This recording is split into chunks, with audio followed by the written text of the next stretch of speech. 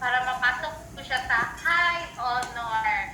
So, yun po kasi yung kanyang coverage po is konti-konti na lang po, pasok na talaga siya.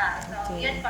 Practice lang po talaga natin siya na mga basic ciphers na kasi po kaya niya naman din ng CVC. Hindi na po ako mahirapan sa kanya.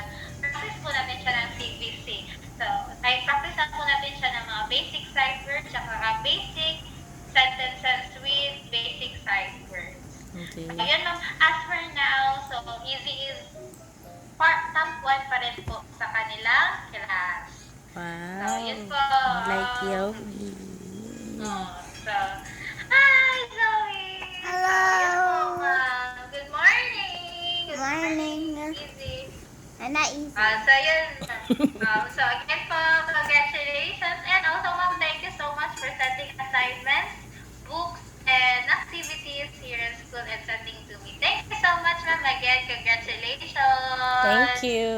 Thank you po. At saka po, ma'am, practice po natin siya sa math kasi mag-addition na po kami sa math. Opo, nakikisali sa atin niya, ma'am, ng addition.